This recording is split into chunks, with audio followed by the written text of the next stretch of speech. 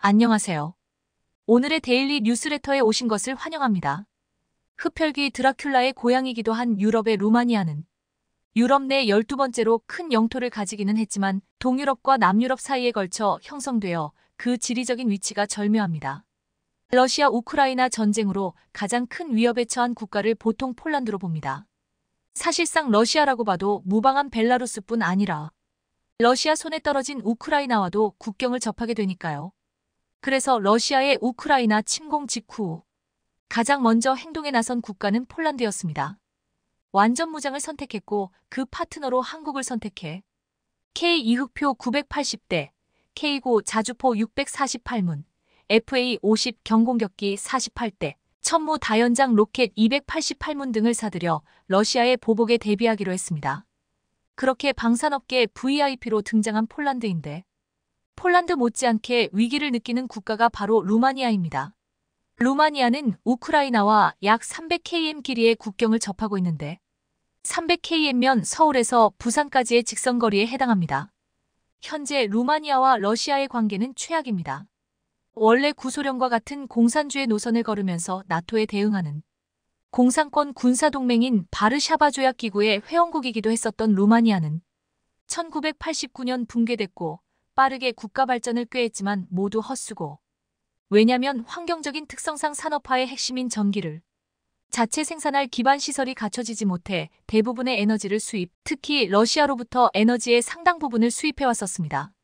하지만 2004년 한때 나토에 대응하는 바르샤바 조약기구의 회원이기도 했던 루마니아가 러시아의 입장에서 주적인 나토에 가입해버리자 일방적으로 루마니아를 괴롭히기 시작합니다. 2006년과 2009년에 걸쳐 일방적으로 천연가스 공급을 중단하자 그야말로 혼돈의 도가니에 빠졌죠. 2배 이상의 값을 지불해도 살 수 없게 됐고 엎친 데 덮친 격으로 극한의 한파까지 겹치면서 루마니아 전역에서 반러 감정이 싹트기 시작했습니다. 그리고 2022년 러시아가 우크라이나를 침공하면서 루마니아도 극도의 위협을 느끼기 시작했고 2년 만에 의미 있는 첫걸음을 내디뎠습니다. 만약 러시아가 선제 공격한다면 보복 무기로서 항공 무기를 선택한 것이죠. 러시아가 우크라이나를 침공하고 1년도 지나지 않아 루마니아 정부는 2차례나 대표단을 파견해 항공 무기를 둘러보고 갔습니다. 9월에는 대한민국 방위사업전 DX 코리어에 참석하라며 국방부 장관을 파견했고 12월에는 니콜라의 치우커니콜라이 LONE의 CIUC 국무총리를 필두로 대규모 대표단을 파견했는데 2번의 파견에서 강조했던 것은 방산 분야 협력이었습니다. 즉 러시아의 보복에 대비해 항공 무기를 사들여 안보를 맡기겠다는 겁니다. 당시 루마니아 대표단은 내년 2023년 국방 분야 예산을 대폭 증액할 것이라고 강조하면서 군 현대화 사업을 추진 중이라고 밝혔습니다.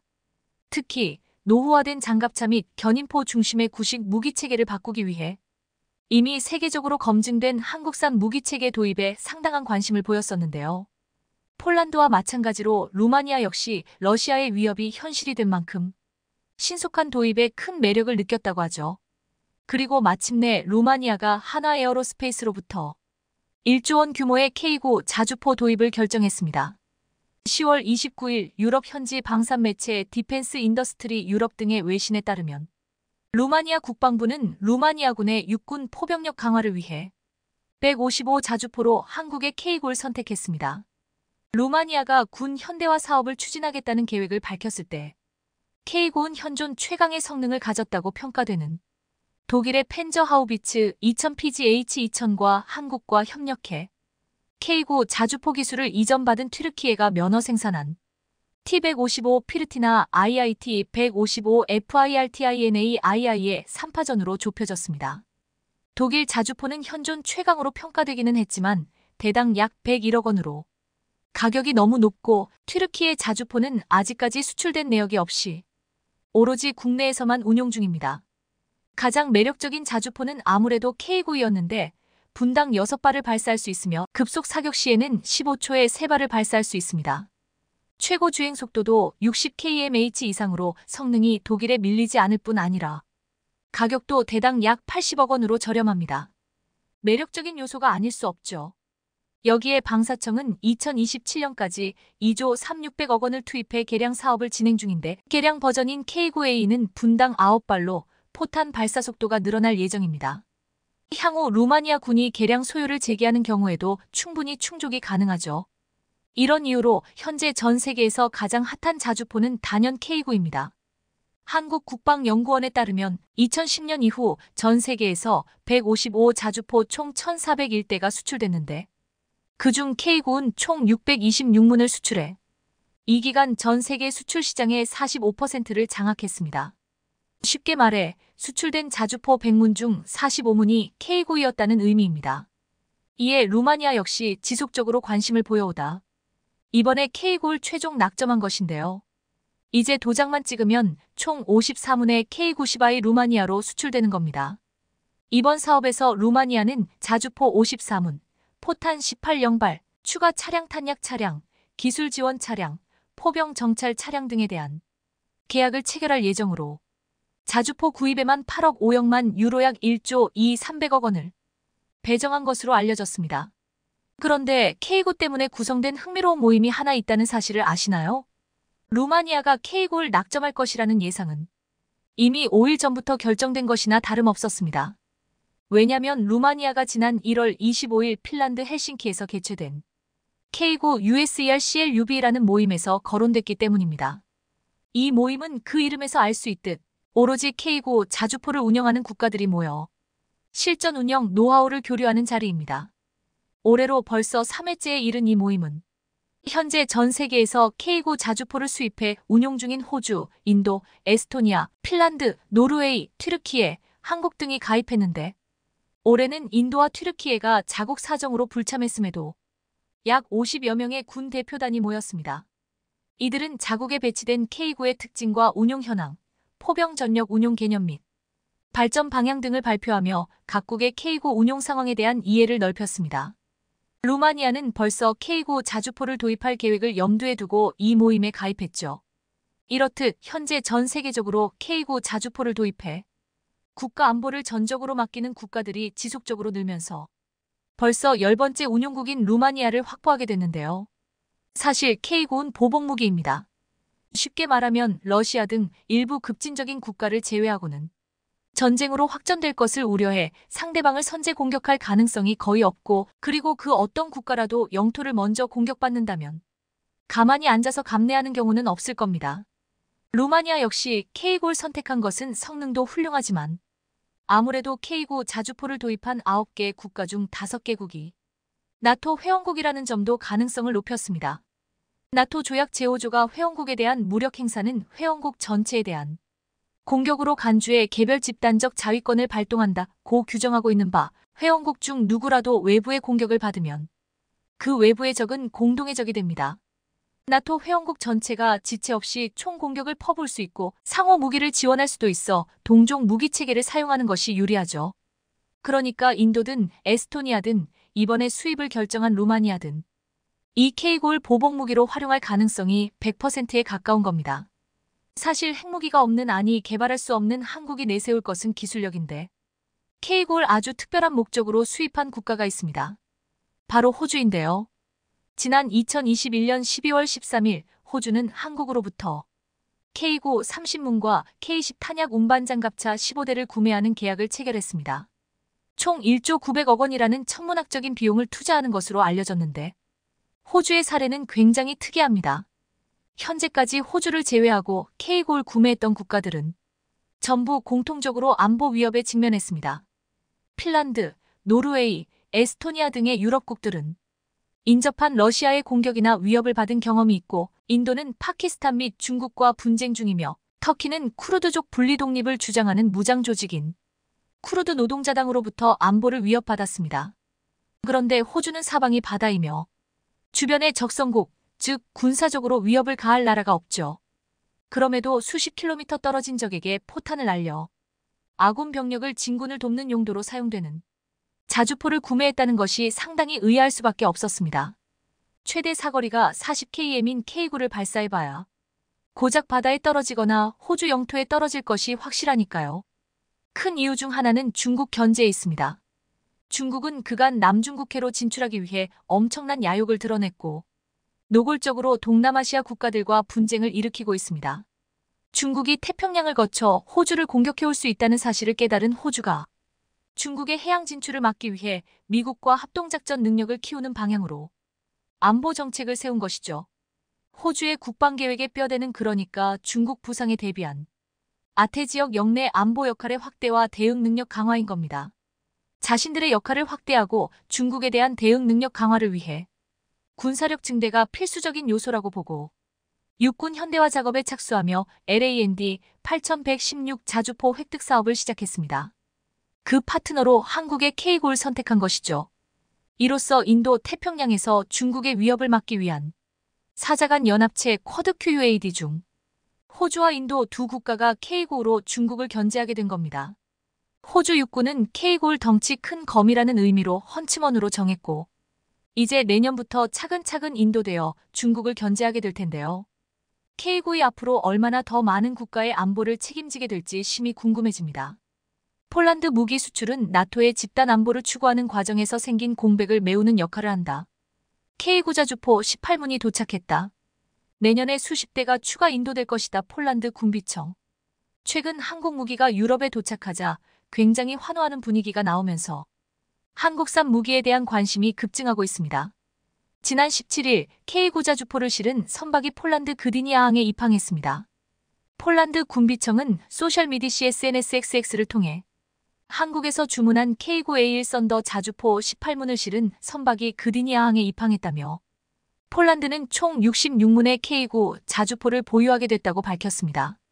이번에 전달된 K고 자주포는 도색이 안 되어 있었는데 그 전에 납품한 것은 한국군에게 납품할 것을 먼저 준 것이었기에 도색이 되어 있었지만 이번 모델은 완전히 폴란드용 모델이라고 했습니다. 폴란드 육군은 지금 도착한 새로운 K고 자주포는 폴란드 포병을 강화할 것이라고 했습니다. 또한 18일 에스토니아 국방부는 한국산 K고 자주포 6문을 인도받았다고 밝혔습니다. 이번에 인도된 K고 자주포 물량은 올해 1월 에스토니아가 한화 에어로스페이스와 체결한 K고 12문 구매 계약에 따른 것입니다. 계약 규모는 3,600만 유로 규모로 알려졌으며 나머지 6문은 오는 2026년까지 인도될 예정입니다. 에스토니아는 러시아 우크라이나 전쟁 이후 안보 위협을 느끼고 대대적으로 국방력 증강에 나서고 있습니다. 라트비아, 리투아니아와 함께 발트해 연안에 접해 발트 3국으로 불리는 에스토니아는 발트 3국 중에서는 가장 북단에 있고 동쪽으로 러시아와 국경을 접하고 있습니다. 만약 러시아가 우크라이나 전쟁에서 이기면 다음 목표는 발트 3국이라고 전망하고 있기에 현재 가장 강력한 안보 위협을 느낄 수밖에 없는 상황입니다. 유럽에서 폴란드와 에스토니아의 K고 자주포가 빠르게 인도되는 것에 놀라고 있는데 무엇보다 한국산 무기는 최근 유럽을 덮친 강추위에도 강력한 기동성을 갖추고 있어 추앙받고 있습니다. 최근 폴란드군은 비가 온 뒤 얼어버린 동토에서 기동하는 K 전차 사진을 올렸는데 강추위 속에서도 살얼음 진흙탕까지 뚫고 나가는 위용을 드러냈습니다.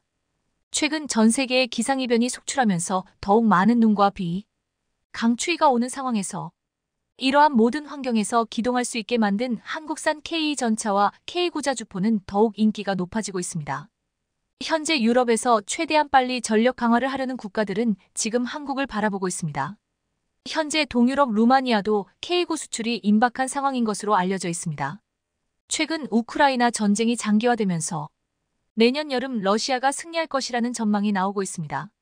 현재 최전선의 상황은 우크라이나군에게 상당히 불리하게 돌아가는 것으로 전해지고 있습니다. 지난 22일 젤렌스키 대통령은 혹독한 추위 속에 동부전선에서 러시아의 공격을 방어하기가 어려워졌다고 실토했는데 우크라이나군은 최근 미국과 EU의 추가 지원에 제동이 걸리자 러시아군이 7발 정도 쓸 때 한 발을 사용할 정도로 탄약을 최대한 아끼고 있는 것으로 알려졌습니다.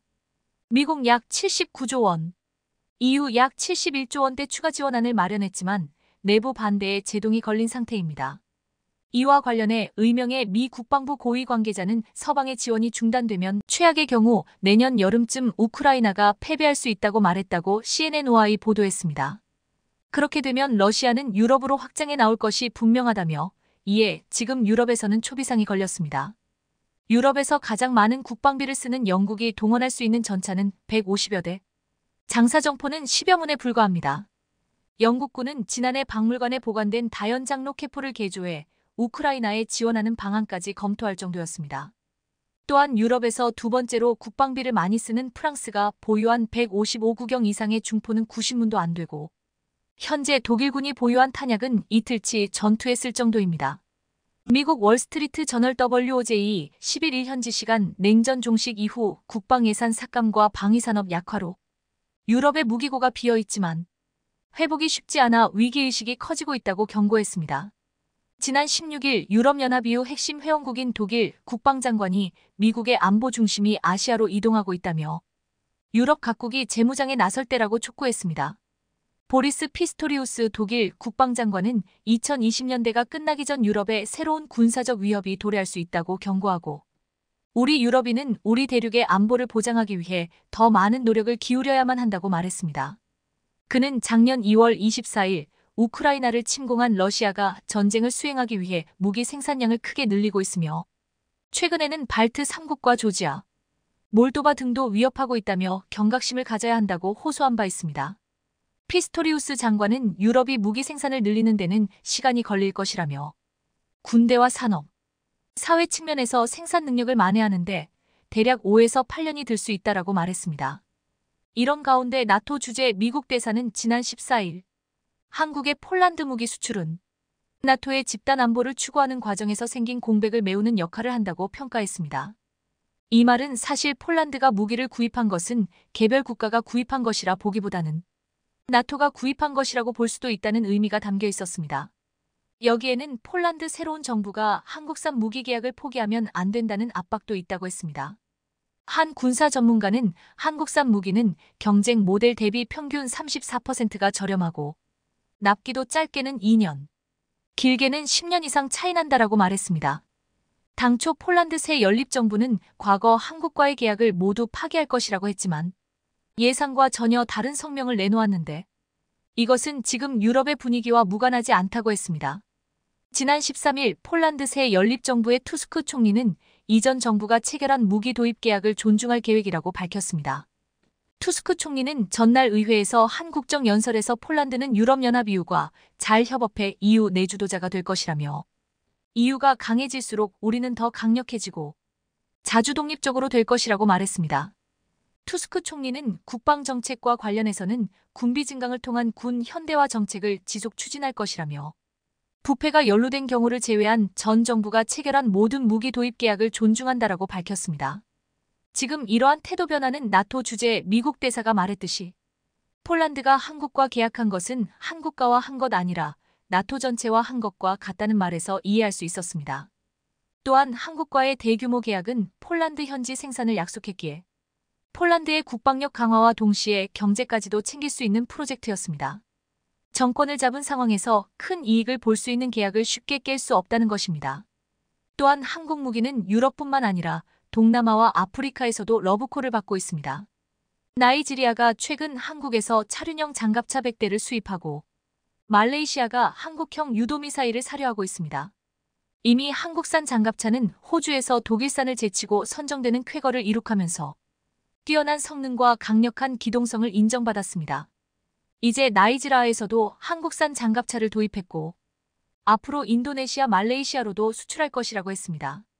또한 말레이시아는 최근 남중국해 갈등, 필리핀 무장단체 침투 등 안보 위기가 거듭되면서 새로운 무기 체계를 구축하려는 것으로 알려졌습니다. 이에 니지넥스1의 2.75인치 유도로켓 비군과 중거리 함대공 미사일 해군, 중거리 지대공 미사일 천궁이, 한국형 GPS 유도폭탄 KGB 등에 관심을 보이고 있다고 했습니다. 이 미사일들은 울창한 숲이 우거진 동남아 지역 특성상 정글 속에 숨어있는 테러 단체를 섬멸할 수 있는 초정밀 고위력 무기라고 했습니다. 최근 기상이변으로 인해 강추위와 무더위가 찾아오는 가운데 나라마다 분쟁이 커지고 위협은 나날이 늘어가고 있습니다. 한국산 무기는 산악, 설원 정글, 사막에서 통할 수 있게 만들었고 무엇보다 다른 나라보다 최소 2년, 최대 10년 빨리 납품하는 속도를 가지고 있습니다. 이에 재무장을 해야 하는 유럽과 각종 분쟁을 대비하는 나라들은 한국을 찾고 있습니다. 최근 미국 알래스카 항공에서 운항 중이던 737 맥스 9 여객기가 4,800m 상공에서 갑자기 동체에 구멍이 뚫려 171명의 승객들을 공포에 떨게 만들었습니다. 이 여객기가 비상 착륙할 때까지 20여 분이 걸렸는데 승객과 승무원들은 20분이 2000시간과 같은 지옥을 맛봐야 했습니다. 4,800m 상공에서 갑자기 큰 구멍이 뚫려버린 이 문제의 비행기를 만든 미국 보잉사는 이런 허접한 여객기를 만들었냐는 비난을 받고 있는데요. 그런데 이 여객기 사건의 가장 큰 피해자는 아마도 중국이 될 거라는 전망이 나오자 최근 중국의 여론이 들끓고 있다는 소식입니다. 대체 왜 파편이 중국으로 튄 것일까요? 그런데 반대로 혼란스러운 와중에 한국은 대복 수국 성공했다고 하는데 오늘은 이 소식 자세히 전해드립니다. 미국 연방항공청은 지난 6일 보잉 737 맥스 9에 대해 일시 운항 중지 명령을 내렸습니다. 이 사고가 속보로 전해지자 유럽, 튀르키예 등에서도 운항 중단 조치가 내려졌고 보잉의 굴욕을 또 다시 시작됐습니다. 보잉 737 맥스는 2018년과 2019년 두 차례의 추락사고로 모두 346명이 사망한 뒤 전 세계에서 20개월간 비행이 중단된 기종이었기 때문입니다. 그런데 지난달에도 한 국제 항공사가 정기 점검 도중 보잉 737 맥스의 방향타 시스템에서 나사가 빠지거나 느슨하게 결합한 사례를 발견해 보잉이 전 세계 항공사에 검사를 요청하기도 했는데요. 뉴욕타임스에 따르면 현재 전 세계에서 운항되는 문제의 보잉 737 맥스 9 항공기는 모두 215대였습니다. 블룸버그 통신은 이번 사고 원인에 대해 기체 설계보다는 제조 과정상의 문제 때문일 가능성이 있다고 보도해 보잉의 책임을 거론했습니다.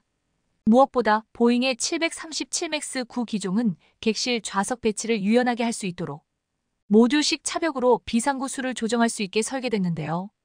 비즈니스석 등 더 넓은 좌석을 많이 설치하는 경우 전체 탑승 인원이 줄어드는 만큼 비상 출입문도 덜 필요해지므로 일부 계구부를 모듈형 차벽으로 막을 수 있습니다. 외신들은 사용하지 않아 차벽으로 막아둔 부분이 떨어져 나간 것으로 보인다고 지적했습니다. 2000년대 중반부터 보잉 737 계열 기종에 이런 모듈형 차벽이 도입됐으며 이미 항공기 수백 대에 설치돼 있다는 것입니다. 그럼 한국에도 이 기종이 운항을 하고 있느냐? 다행히 한국에 같은 기종은 없는 것으로 확인됐습니다.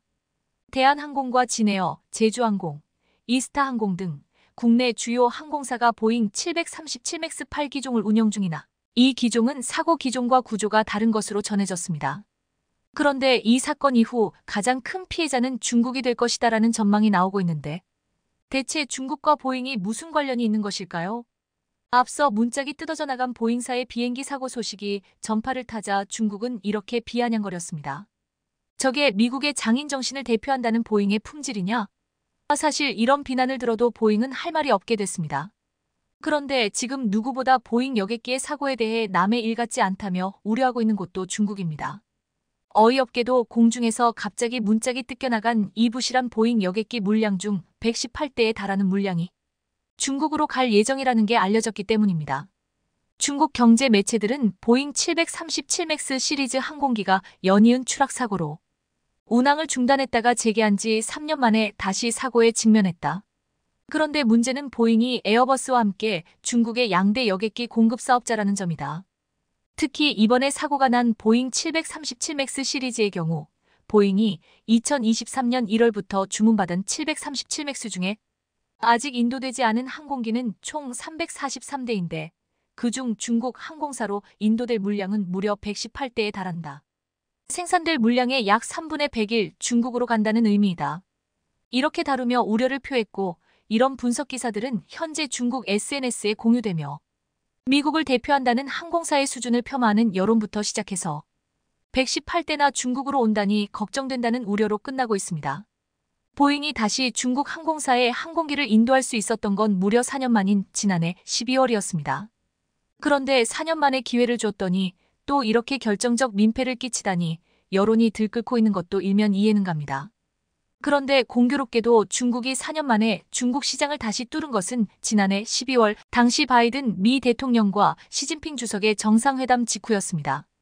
계속 사고를 내는 보잉사 여객기를 중국에서 보이콧해왔는데 미중 정상의 만남 이후 중국이 보잉의 비행기를 받겠다는 의사를 표시하자 당시에는 중국이 미국에 화해의 제스처를 보낸 것으로 해석하는 언론들이 많았습니다.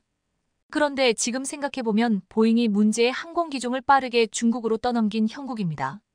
더구나 그 정상회담은 시진핑 주석이 무려 6년 만에 미국을 방문해 미국 대통령과 정상회담에 나섰던 것이라 세계적으로 눈과 귀가 쏠린 회담이었고, 당시 블룸버그 통신과 중국 매체들은 시 주석과 바이든 대통령의 회담 계기에 중국이 보잉 737 맥스 구매를 약속할 가능성이 크다고 보도했고, 결국 언론들의 예측대로 중국은 737 맥스를 구매했습니다. 결국 보잉이 영악스럽게 6년 만에 시 주석 미국 방문에 맞춰 자신들의 재고 비행기를 빠르게 중국으로 소진시켜버렸다는 인상을 지울 수 없는데요. 당시 미국 투자은행 제프리스는 이렇게 전망하기도 했습니다. 보잉의 재고 787 항공기 60대 중 12대가 중국 항공사 몫이고 737 맥스 85대도 중국 수출용으로 준비돼 있다. 중국 진출이 재개되면 보잉의 실적 개선에 도움이 될 것이다. 당시 중국으로서는 중국 경제가 내리막길을 걸으며 내수 부진이 심각했고, 미국 등 서방의 첨단 기술 수출 규제가 극심해지자 보잉사 보이콧 해제라는 물건을 받으며 미국 화해 제스처를 보낸 것이라는 분석이 많았는데요. 화해의 제스처로 받은 물량이 이렇게 골칫거리가 됐으니 중국으로서는 이래저래 분통 터질 일입니다. 더구나 알려진 바로는 사고가 발생해 운항이 중단된 모델은 737 맥스9로 중국 내에서 운항 중인 737 맥스8의 업그레이드형이지만 737 맥스8에도 같은 구조의 비상구가 있습니다. 이런 보도가 잇따르자 중국 네티즌들은 보잉은 미국의 장인 정신을 대표한다. 보잉의 품질 문제는 중국에서 발생하는 문제처럼 심각하다. 사고가 나기 전에 겁에 질려 죽을 수도 있다. 최근 몇 년간 보잉의 항공사고가 눈에 띄게 늘어나고 있다. 몇 년 전 알자지라 방송에서 보잉 공장의 생산 품질 문제에 대한 다큐멘터리를 제작한 바 있다. 보잉의 품질 문제를 공론화해야 한다. 등의 댓글이 이어졌습니다.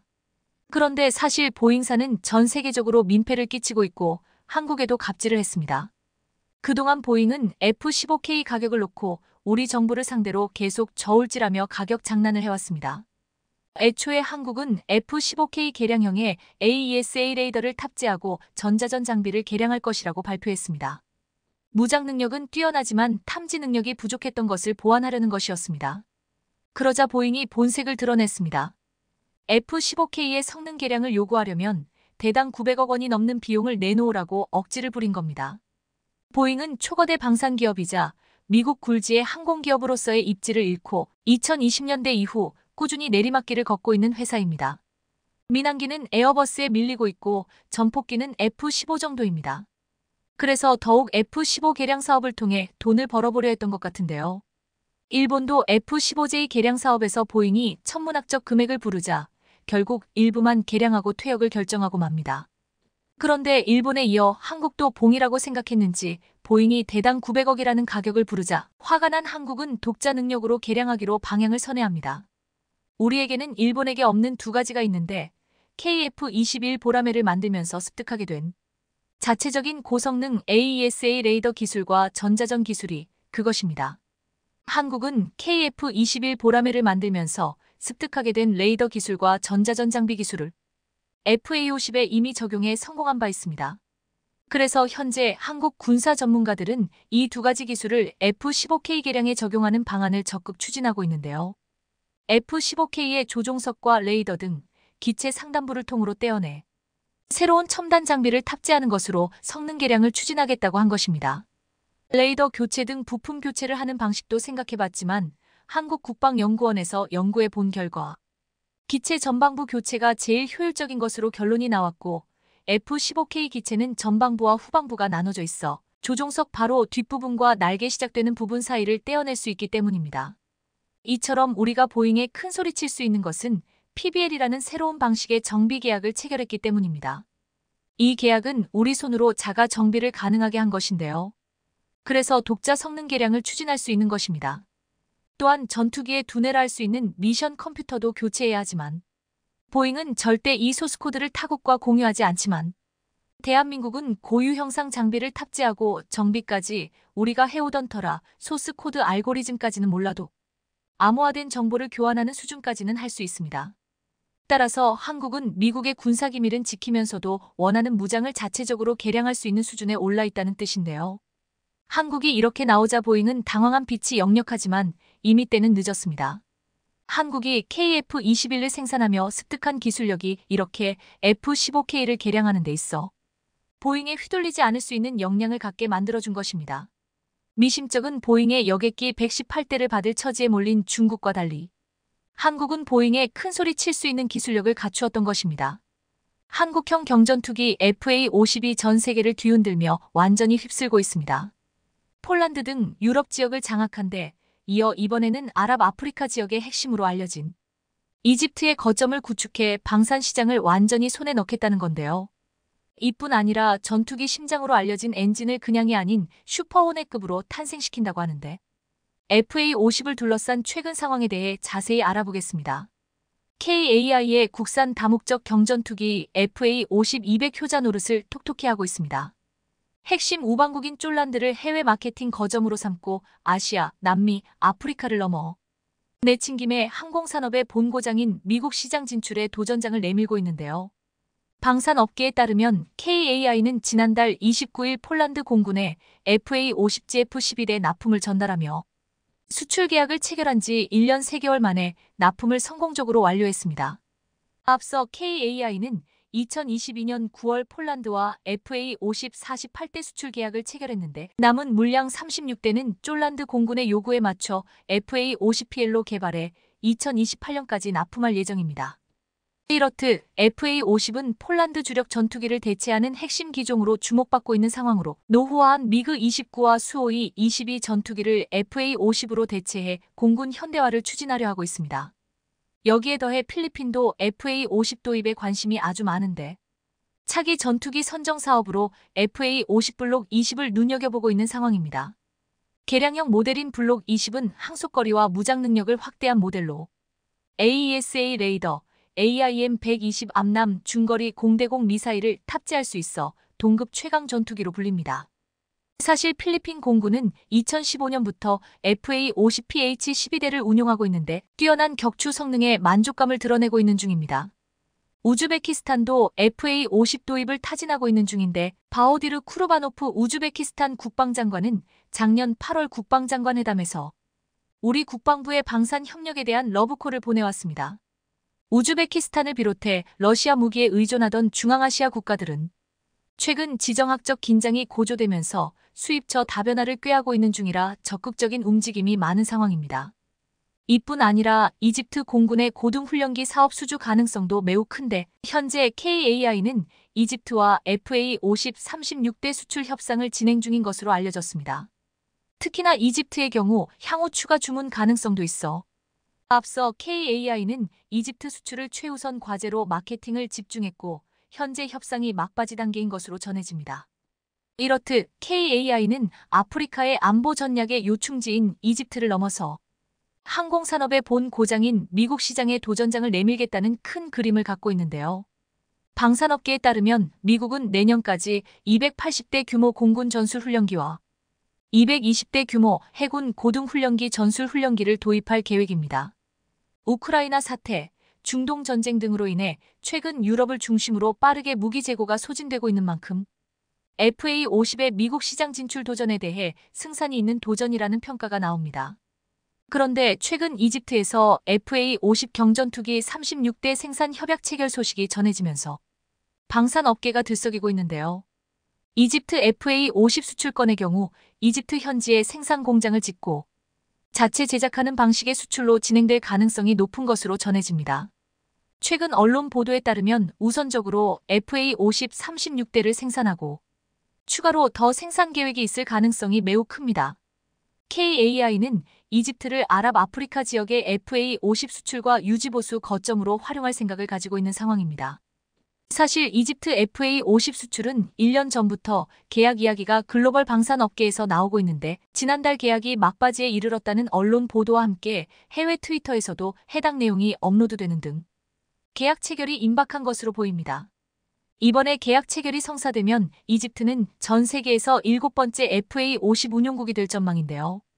전투기 등 무기체계의 경우 국가마다 군사 운용 방식이나 환경이 달라 맞춤 제작에 대한 수요가 발생할 수밖에 없는데 한국 방산은 이에 유연하게 대응할 수 있는 만큼 FA50 운용국이 계속 늘어나고 있는 것으로 보입니다. 그런데 최근 KAI가 중국을 제치고 이집트의 최대 100대 규모의 FA50 수출을 시작한다는 소식이 들려오는 등 그동안 무성했던 소문이 현실화됐습니다. 디펜스 아랍에 따르면 작년 12월 이집트 아랍산업화기구는 KAI와 FA50 기술 이전 및 공동 생산을 위한 예비 계약을 맺은 것으로 알려졌습니다. 이를 위해 1월 아랍산업화기구 수장이 우리방산 대표단을 만나 초기 협약을 위한 실행 단계를 구체적으로 이야기했으며 그 뒤 급물살을 탄 것으로 보입니다. KAI에 따르면 이집트와 FA50 공동 생산과 더불어 지역별 수출센터를 설립해 관련 서비스를 제공한다는 계획입니다. 현재 이집트는 공군의 현대화를 위해 첨단 훈련기 100대를 계약하는 걸 타진하고 있는 중으로 이 가운데 FA50이 낙점된 것으로 보입니다. 실제로 FA50은 이집트 공군의 주력 전투기인 F-16과 호환성이 매우 높아 차기 전투기로 적극적인 관심을 보이고 있는 것으로 알려졌습니다. 더구나 FA50은 경쟁사인 중국의 AVIC L-15, 이탈리아 레오나르도 M346과 견주어 볼 때 교육과 훈련에 최적화돼 있어 향후 이집트 공군의 핵심 기종으로 활약이 기대됩니다. 실제로 강구형 KAI 사장은 작년에 열린 리마 국제에어쇼에서 이집트에서 우선 협상 대상자 선정이 조만간 진행될 것이라며 FA50 100대를 수출할 수도 있는 매우 큰 시장으로 기대가 된다고 말했습니다. 이런 KAI의 기대감과 노력에 부응하듯 이집트에서 좋은 소식들이 계속해서 들려오고 있어 뿌듯한 상황인데요. 그런데 해당 소식을 들은 중국에서 평소와 완전히 다른 반응이 나와 신선한 충격을 주고 있습니다. 다름 아닌 중국 언론에서 FA50의 이집트 수출을 칭찬하는 듯한 반응을 보였기 때문입니다. 실제로 민누주는 FA50의 이집트 수출 소식은 매우 충격적일 뿐 아니라 대한민국의 방위산업이 높은 수준에 도달했다는 사실을 드러낸다고 표현했습니다. 매체는 중동과 아프리카 지역에서 T50과 FA50이 자리매김하게 됐다며 방산시장의 새로운 슈퍼스타로 이번 기회를 통해 중동, 아프리카 지역에서 한국산 무기의 영향력이 크게 확대될 것으로 보인다고 보도했습니다. 그러면서 FA50을 둘러싼 이집트와의 협력은 국제방산시장에서 한국 방산의 입지를 더욱 공고히 하는 계기가 될 것이라며 대한민국의 방위산업은 전 세계로 뻗어나가면서 3K 눈부신 성과를 거두며 탄탄대로를 달리고 있다고 평가했습니다. 한국이라면 무조건 비판하기만 했던 중국이었기에 다시 봐도 적응이 안 됩니다. 그런데 이번에도 중국이 크게 화들짝 놀랄 만한 한국 전투기 관련 추가 소식이 국내 방산업계에서 또다시 들려왔습니다. 다름 아닌 대한민국이 드디어 한국형 전투기 엔진 개발에 착수하기로 했다는 엄청난 소식인데요. 첨단 항공 엔진은 10대 국방 전략 기술에 모두 포함될 만큼 경제안보 측면에서 중요한 기술로 개발이 완료되면 우리 방산 산업의 새로운 도약을 이끌 것으로 보입니다. 방사청에 따르면 2030년대 중후반까지 국산 전투기에 장착할 수 있는 1만 5천 IBF급 터보팬 엔진 개발을 완료할 예정입니다. LBF는 엔진 출력의 단위로 1만 LBF 이상은 Z기급으로 분류됩니다. 현재 항공 엔진을 개발할 수 있는 기술력은 미국과 영국 등 일부 선진국만 보유하고 있을 정도로 막대한 예산과 오랜 시간이 걸리는 첨단 기술로 꼽힙니다. 한국의 경우 ADD를 중심으로 항공 엔진 개발을 위한 설계, 부품 기술을 개발하고 있으며 민간 업체에선 항공용 가스터빈 엔진 일부 부품의 제작과 조립 기술을 가지고 있지만 독자적으로 항공 엔진을 설계하고 제작할 수 있는 기술은 부족합니다. 이런 이유로 그동안에는 T50, FA50, TA50의 심장에 해당하는 엔진은 모두 외국에서 수입해왔었습니다. 하지만 미래 전장이 항공과 우주까지 확장될 것으로 예상되는 만큼 더구나 방위산업이 미래 먹거리로 성장하고 있는 상황에서 독자 항공 엔진 개발의 필요성이 날로 높아지고 있는 상황입니다. 때문에 우리 역시 항공 엔진 개발을 주목하게 됐고 본격적으로 우리의 심장으로 전투기를 날아오르게 하기로 한 겁니다. 방산업계에 따르면 현재 국내에서 항공 엔진을 생산하는 곳은 한화에어로스페이스가 유일한데요. 한화에어로스페이스는 F-15K 전투기와 T-50 고등훈련기 등 우리 공군의 주력 항공기 엔진뿐 아니라 한국형 헬리콥터 개발 사업에도 참여해 수리온의 엔진도 생산했습니다. 2016년엔 KF-21 프로젝트에 뛰어들어 엔진 통합 개발을 주도하는 역할을 맡았는데 이런 이유로 한화에어로스페이스가 지휘로부터 관련 기술을 이전받아 직구매 조립 국산화 부품 국산화의 3단계를 거쳐 엔진 국산화를 추진할 것으로 보입니다. 사실 국내 방산업계는 오랜 기간 미국 업체들과 정식 계약으로 기술과 부품을 받아 전투기용 엔진 기술을 국산화해 왔는데요. 이를 바탕으로 현재 1350도 수준의 유를 가진 터보팬 엔진 기술까지 확보했다는 평가를 받고 있습니다. 그런데 방사청이 10여 년 뒤에 내놓겠다고 밝힌 엔진은 현재 KF-21이나 미군 FA-18EF 슈퍼호넷 전투기에 탑재되는 F-414급에 해당하는 어마어마한 수준입니다. 올해 시작되는 엔진 국산화 개발 프로젝트의 완료 목표 시기는 2037년쯤으로 전체 사업 예산은 약 5조 원 규모로 추산됩니다. 중국이 한 종류의 엔진을 개발하기 위해 퍼부은 돈의 5분의 1도 안 되는 예산과 4분의 1에 불과한 사업 기간으로 한국은 고성능 엔진을 만드는 건데요. 이른바 한국형 F-414 엔진이 완성되고 이 엔진이 FA-50 후계 기종 혹은 KF-21 블록 3 같은 차세대 기종에 탑재되면 한국은 진정한 의미에서 전투기 독자 개발 생산 능력을 갖추게 될 것으로 보입니다. 현재는 전투기 동체부터 레이더, 전자장비, 각종 센서와 엔진까지 독자적으로 설계하고 제작할 수 있는 나라는 미국, 러시아, 중국, 프랑스, 일본, 영국 정도에 불과합니다.